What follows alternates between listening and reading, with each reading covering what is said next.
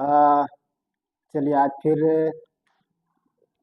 N Saran के साथ फिर आज हम लोग फिर से इस पे पॉडकास्ट को शुरू करेंगे।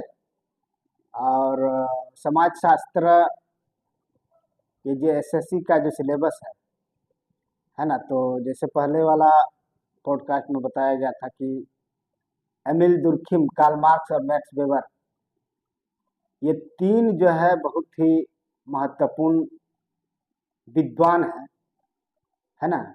जिसमें कार्ल मार्क्स तो कालजयी विद्वान है, एमिल दुर्खिम भी बहुत महत्वपूर्ण है, मैक्स वेबर भी बहुत महत्वपूर्ण है।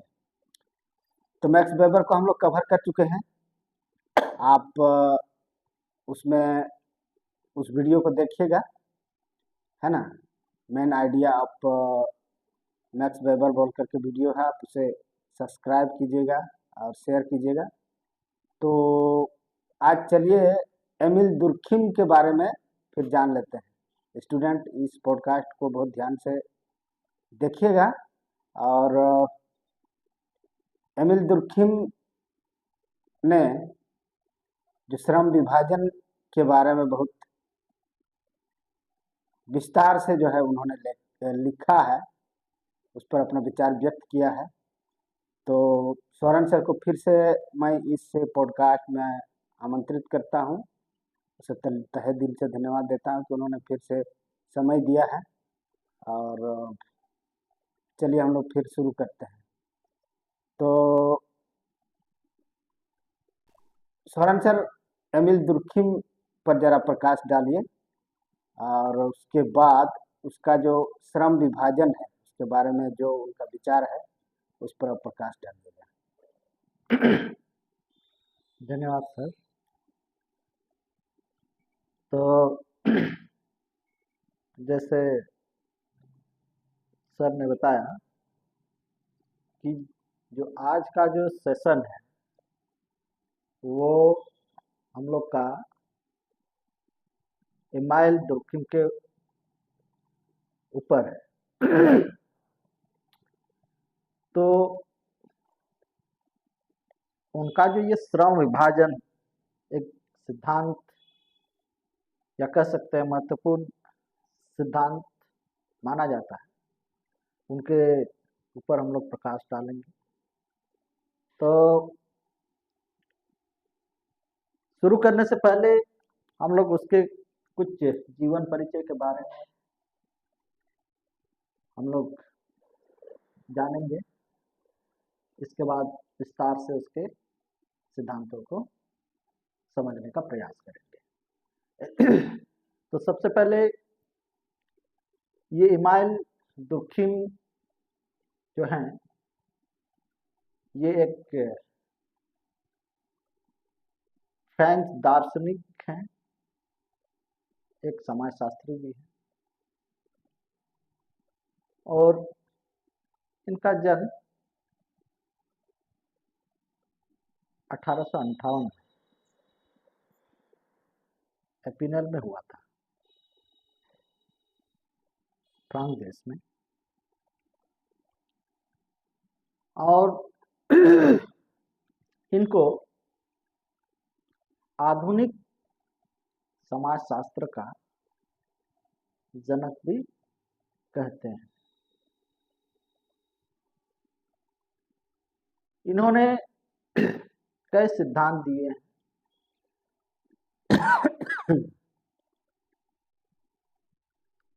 जिनमें उनका आत्महत्या का सिद्धांत या कहें धर्म का सिद्धांत, बहुत सारे सिद्धांत इन्होंने दिए हैं। जिनमें से एक सिद्धांत उनका जो आज का टॉपिक है, श्रम विभाजन, ये एक महत्वपूर्ण सिद्धांत है। तो चलो बच्चों, हम लोग देरी ना करते हुए हम लोग सीधे टॉपिक पे आते हैं, श्रम विभाजन। तो सबसे पहले हम लोग को जानना चाहिए कि ये श्रम विभाजन क्या है। तो जैसे नाम से ही पता चलता है, श्रम का विभाजन यानी कि कार्य का विभाजन। तो ये कार्य का विभाजन क्यों है, क्यों ऐसा होना चाहिए किसी कार्य का विभाजन? तो कार्य का, जब हम किसी कार्य को छोटे हिस्सों में, अलग अलग हिस्सों में बांटते हैं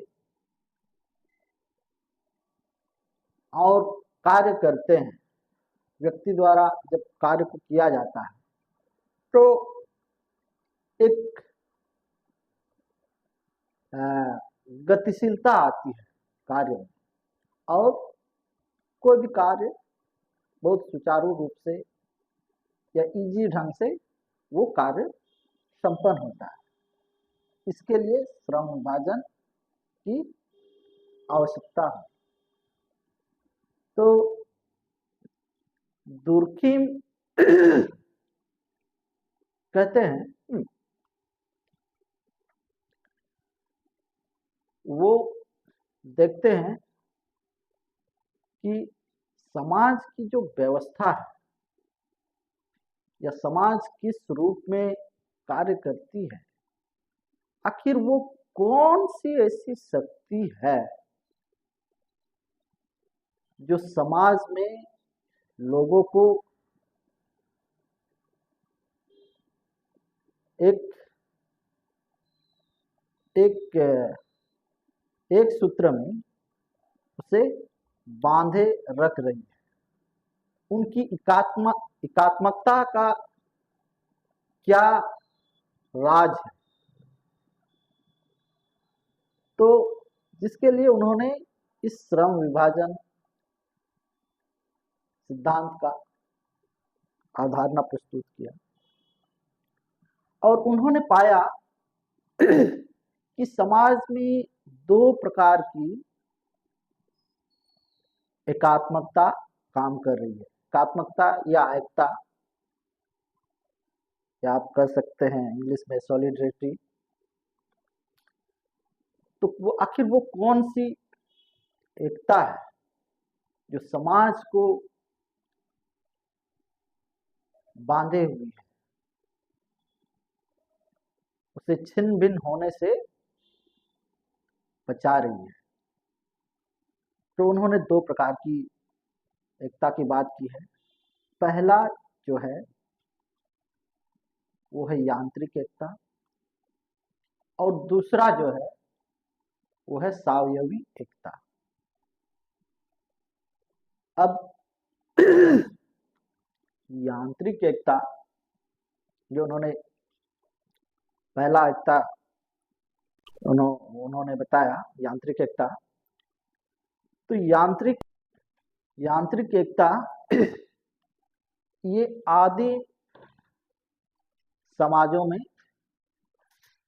पाई जाती है। तो आदिम समाज में लोग क्या करते थे? लोग कोई भी कार्य करते थे वो एक समान रूप से ही करते थे, कोई श्रम विभाजन नहीं था उस समय। उन समय क्योंकि जनसंख्या भी बहुत कम थी,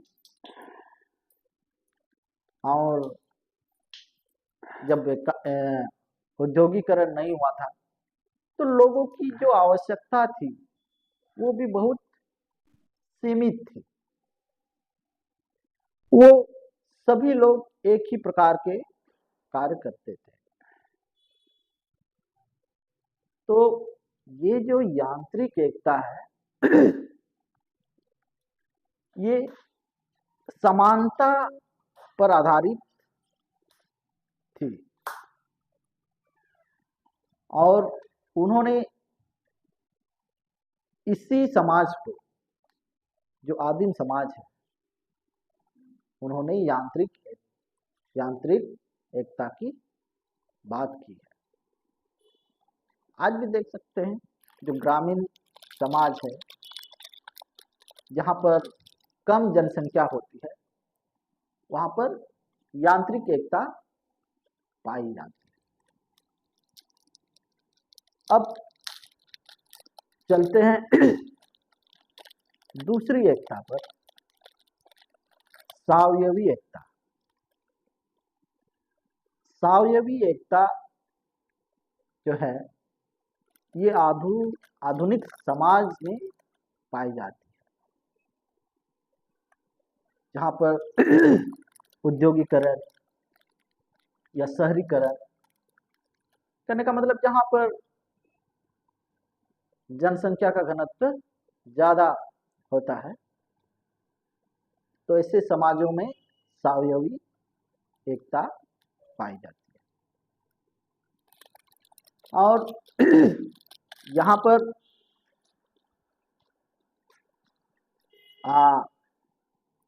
औद्योगिकरण के चलते उत्पादन ज्यादा होता है और जिससे जनसंख्या अधिक है, इसलिए लोगों की आवश्यकताएं भी ज्यादा होंगी। तो इसके लिए श्रम विभाजन की आवश्यकता पड़ी और लोग किसी विशेष कार्य को ही करने लग गए। इससे ये हुआ कि समाज में कार्य का विशेषीकरण भी होने लग गया।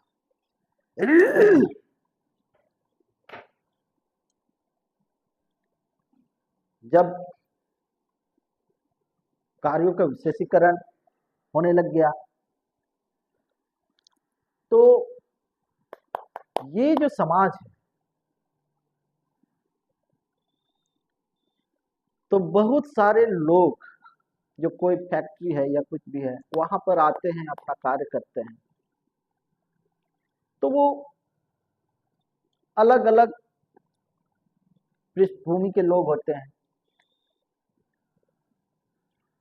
वहां पर कोई रिश्तेदारी या नातेदारी उन लोगों के बीच में नहीं होती है, लेकिन फिर भी वो लोग एक एकता के रूप में, एक सहयोग के रूप में कार्य कर रहे हैं। तो ये इसलिए होता है ये सावयवी एकता के कारण ही होता है, ये श्रम विभाजन के कारण ही ये संभव है। और इन्हीं एकता के बारे में ये इमाइल दुर्कीम बातें कर रहे हैं और उनका जो पूरा जो सिद्धांत है ये श्रम विभाजन का, इन्हीं दो बातों पर टिकी हुई। इस समाज में वो कौन सी ताकत है, कैसे लोग एक दूसरे से जुड़े हुए हैं, एक सूत्र में कैसे वो बंधे हुए हैं। तो इमाइल दुर्कीम इन्हीं दो एकता की माध्यम से वो बताते हैं कि समाज की जो एकात्मकता है वो इन्हीं दो माध्यम से बंधी हुई है। तो बच्चों, मुझे लगता है आज का जो टॉपिक है श्रम विभाजन, वो आप लोगों को समझ में आ गया होगा और आज का वीडियो या आज का सेशन यहीं पर समाप्त करते हैं। फिर अगले सेशन में हम लोग जल्दी मिलते हैं। धन्यवाद। तो बहुत बहुत धन्यवाद सर, NN सर, इस बहुत अच्छा सेशन के लिए अपने बच्चों को बहुत अच्छा टिप्स दिया, और आशा करता हूँ फिर नेक्स्ट सेशन में फिर आप इसी तरह से बच्चों को लाभान्वित करते रहेंगे। और अगले बार हम चाहेंगे कि एमिल दुर्खिम में कम से कम 25-30 जो क्वेश्चनियर्स होंगे, तो वो भी आप उनको कवर कीजिएगा।